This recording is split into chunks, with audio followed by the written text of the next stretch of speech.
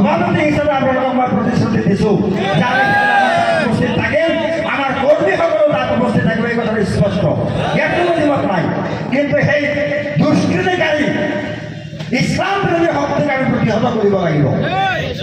আজি বাংলাদেশত চৰকাৰ উফৰাই দিব পাৰে।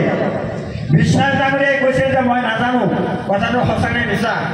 এতিয়া দেখা পালোঁ আমাৰ অসমৰ নিউজ চেনেলবিলাকতো বাজি আছে যে হাছিনা পদত্যাগ কৰি ইতিমধ্যে দেশ কৰি পলায়ন কৰিছে। তাৰমানে কথাটো ফাইনেল। এটা চৰকাৰ যদি উফৰাই পেলাব পাৰে, এটা ছাত্ৰ আন্দোলনে আমি গোটেই মানুহবিলাকে মিলি মুস্তফা কামাল আজহাৰীক এৰেষ্ট কৰাব পৰাকৈ আমি ব্যৱস্থা কিয় কৰিব নোৱাৰিম?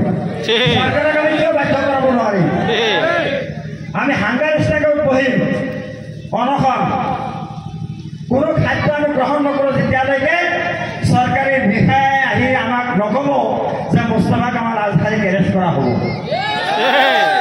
এই কামটো আমি কৰিব নোৱাৰিম নেকি?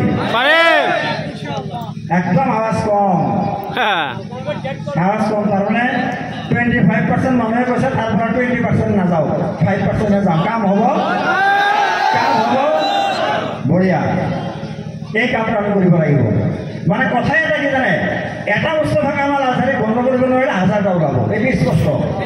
আৰু চাওক কি নিৰ্লজ্জ মানুহ আমাৰ আক্তাৰ ভাই পাকে প্ৰকাৰে কৈছে, সি ইমান নিৰ্লজ্জ, ইমান অপদাৰ্থ, তাক কি ভাষাৰে গালি দিম, কি শব্দৰে ডিকশ্যনেৰীত নাই।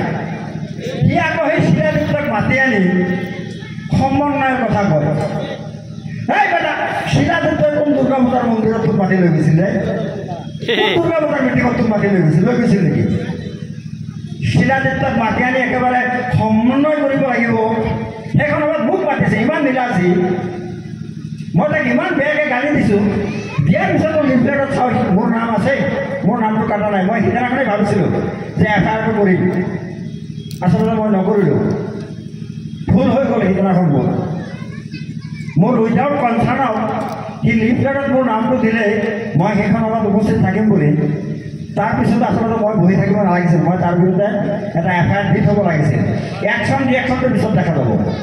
আইনীভাৱে সময় আগত আহিব, নিশ্চয় পৰিৱৰ্তনশীল, নিশ্চয়। দিন হ'লে ৰাতি হ'ব, ৰাতি হ'লে দিন হ'ব। আজি তাৰ বেগত কোনোবা শক্তি আছে, কাইলৈ আমাৰ বেগত কোনোবা শক্তি খাৰা হ'ব ইনশাআল্লাহ। আজহাৰীৰ বিৰুদ্ধে দিয়া এটাকে এজাহাৰ কিন্তু সিদিনাখন ফাইল। এই কথাবিলাক আমি মনত ৰাখিব লাগিব। গতিকে আপোনালোকে হতাশ হ'ব নালাগে যে মুস্তাফাৰ বিৰুদ্ধে এফআইআৰ দিয়া হ'ল, কোনো একশ্যন নহ'ল। বাবা সময় আছে, সময় আছে, ধৈৰ্য ধৰক। সময় কাৰো ভাবিবৰ কাৰণে ৰৈ নাথাকে, কাৰো পকেটৰ বস্তু নহয় সময়। ফেৰাউন, নমৰুদ ইত্যাদি ইত্যাদি কিমান কিছু দেখা পালোঁ, চব লাহে লাহে লাহে লাহে মহিমূৰ হৈ গৈছে। আমাৰ আৰু এজন ওলাইছে নহয় অসমত, ইছলাম বোলে একেদিনাই ধ্বংস কৰি দিব। তোৰ জাগা ক'ত সেইটোতো চিন্তা কৰি লোৱা আগতে। ইছলাম ধ্বংস কৰে, ইমান সহজ কথা। কোনোদিনেই পাৰা নাই আৰু কিয়ামতলৈকে নোৱাৰে।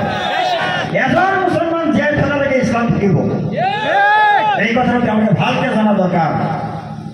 গতিকে মই বিশেষ কথা নকওঁ, এটা কথাই কৈছোঁ, আপোনালোকে সিদ্ধান্ত লওক আৰু সুস্থভাৱে, সুস্থিৰভাৱে, সুস্থ বাতাবৰণ তৈয়াৰ কৰি আপোনালোকে বহক আৰু ভাল ভাল বুদ্ধিজীৱী, আইনবিদ আপোনালোকে মাতক। এই সভাবিলাক অকল ইয়াত নহয়, আপোনালোকৰ যিহেতু জিলা কমিটি আছে বুলি মুস্তফা ভাই কৈছে,